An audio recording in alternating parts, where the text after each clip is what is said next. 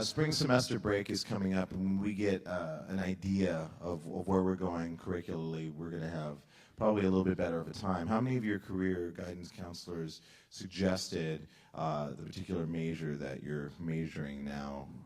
Anybody? Okay. So we need to cut that job. We need to get rid of that job. The job doesn't do anything, but it is fun to get out of class for a while. Few other things. How many of you guys ever practice sneaking into class late and like ducking behind the desks, and and then like sneaking into your chair, and then opening your book and acting like you've been studying the whole time? You guys ever do that? That's great. Have you guys ever cut class, and you're just like running around, and you're like, let's get your mom's car, and you get your mom's car, and you're just like, yeah, just like cruising around and stuff, huh? That's what school's being about, you know what I mean? That's what school's being about, because I went to school and I didn't graduate. I didn't graduate because I don't know how to learn.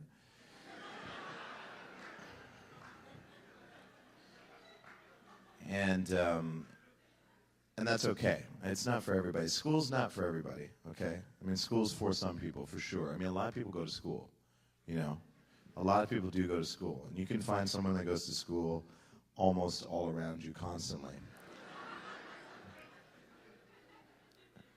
But when I went to school, it was all about drugs. It was mostly about drugs. It was an art school. It was very similar to Fame in a way. It was a performing arts school, but it was for college people, so the older people, really old people, in the 20s, and I just remember, organizing marches, with like the musicians. They would get like drums and horns and stuff, and then the modern dancers would be doing weird moves and stuff as we marched down the street towards the federal building to protest the cutting of the NEA money to the arts. And the actors would be like blah blah blah blah blah, like that, actor shit, and set builders would have like little portable tables that they were wearing around, and they were like building some things out of wood. So it's a really cool equal opportunity parade that we did for the NEA. Now, that was in the 1990s. Okay, some of you guys do not remember the 1990s, and I understand. It was a long time ago. It feels like it was yesteryear, but it really was a long time ago. It might as well be the 80s, okay? But in the 90s, a lot of good shit happened. I don't know if you guys know this. In the early 90s, we had grunge music, which had been brewing from the late 80s, obviously, by the time it became visible. It was the 90s. And so we had like a really great movement with like the grunge era. And the interesting thing about like grunge or whatever is that like a lot of people were like into it or whatever, but they were just kind of like getting like a little bit tired, of like the status quo. And the whole idea of like, alternative music and stuff like that, like, came from like, like 120 minutes, and it's like, it's a big deal. More than anything. And I find nothing, nothing. Can I think? And it's sort of doing nothing. Yeah. And I want to tell you that no one knows the reason why I do.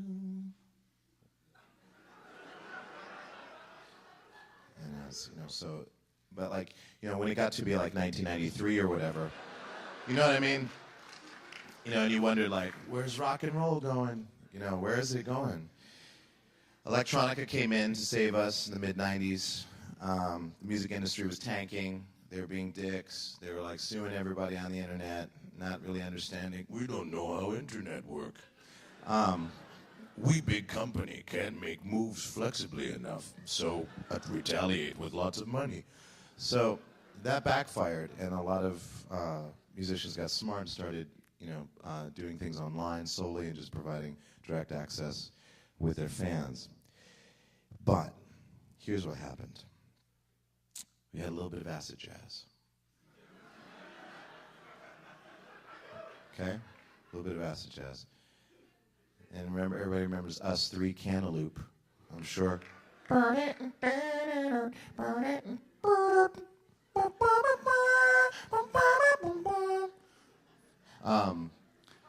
that was the first time a record label gave some remixers access to those tracks to be able to, remix shit. So we had a little bit of acid jazz, we had a little acid jazz there. Then we had the trip hop shit come in, Okay, so we had trip hop, yeah, right. And most of that was from Portishead, England. Some of it was from Bristol, England. Basically, Massive Attack, Tricky, Portishead, Sneaker Pimps, Olive, bands like that. And that was a really fun time. We had some really dark, cool, brooding music that felt like it was kind of from spaghetti westerns a little bit, mixed with some pretty sick, dirty, buried beats and like a harpy singing on top of that. But with Sneaker Pimps, we had something a little bit different. It was a little smoother. Getting out on the ground and getting sounding out and everything. Okay, so what I'm getting at is that then something else had to come into play. We had drum and bass.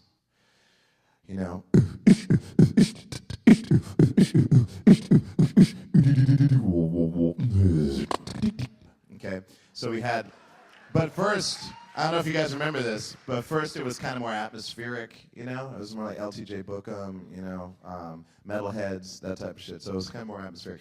Then it got harder, like stuff like Panacea from Germany. It was like,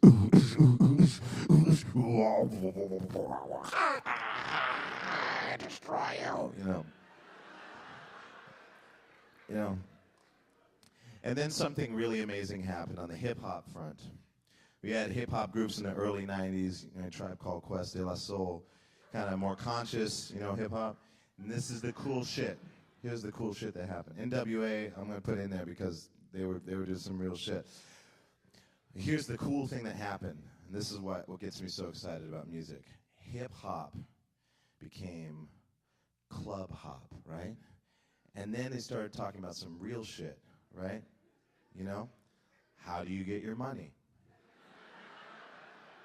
How do you preserve your money? What actionable things can you do to ensure that you continue to have money and still be growing and continue to get more money along the way?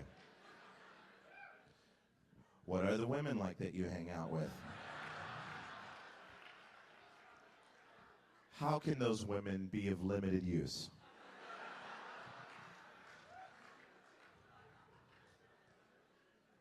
Access to hard-to-access places. And revealing what it's like to be there. What it feels like to be in a place that no one else can be. And that's a huge message. Like that, I remember hearing that and I was like, thank God, okay? I'm on a world tour with a mic in my hand. What the fuck was that shit? Kurt Cobain blew his head off. I was in Seattle at the time, and I remember just, there's pagers back then, I think. I just remember, like, seeing people walking past my apartment window. I was living on Capitol Hill in Seattle, and I was like, what's going on?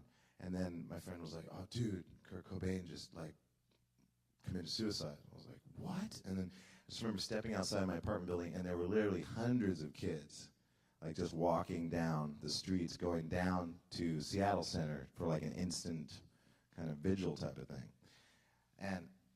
And then I thought to myself, whoa, when would that happen again? Like I'm thinking, if someone did something horrible to themselves like that, who nowadays would create that kind of reaction? I don't think there is anybody anymore that would create that kind of reaction. And here's the reason why. There was a paradigm shift that occurred because of an experimental project that was laid out by a secret lab, by Fermi Labs actually. And it created 3 occipitable realities, okay? These occipitable realities were then entwined in a decision that each and every individual that was alive at that point could have made. We are currently on 3 divergent realities, split into 3 selves of ourselves, and that's why things are getting more confusing, and that's why it's hard to really understand what you would do in a circumstance like that, okay? The way to combat that is simple. If any of you guys use any kind of psychotropic substances, just remember, it's more than a party. It's an opportunity to communicate with those other selves within those realities. So use that opportunity. It's fun to party. We all love to party, unwind, and all that stuff. If you're going to use alcohol, go ahead and use it, but just know this. It keeps you further away from those other selves of yourselves. But if that's the plan, because your selves are so yum, yum, yum, yum, yum, I get that too.